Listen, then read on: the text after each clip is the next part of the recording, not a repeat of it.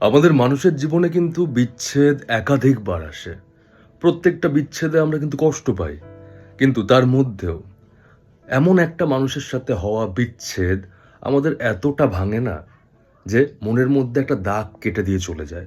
সেই দাগের ক্ষতটা হয়তো সারা জীবন বয়ে বেড়াতে হয়। তার মানে এটা নয় যে বাকি সম্পর্কে যখন বিচ্ছেদ হয় সেখানে আমরা কষ্ট পাই না।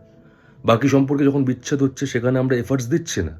কিন্তু কোনো একটা সম্পর্কের বিচ্ছেদ যেটার তুলনা বাকি সম্পর্কের সাথে হয় না। আর তার কারণ হচ্ছে ওই সম্পর্কটায় ওই মানুষটার কাছে না আমরা নিজেদের সমর্পণ করে দিই। নিজের মন, নিজের আত্মাটাকে না সমর্পিত করে দিই।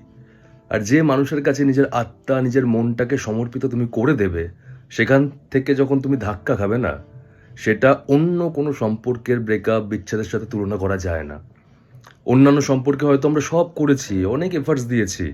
কিন্তু ওই আত্মার সমর্পণটা হয়তো হয়নি।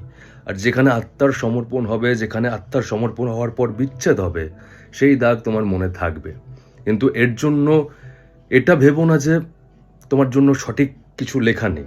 কিন্তু ওই সঠিকটা পেতে গেলে, সঠিকটা পেয়ে সঠিকটাকে সঠিক ভ্যালু দিতে গেলে এই ভুলগুলো তোমার লাইফে আসা ভীষণ প্রয়োজন।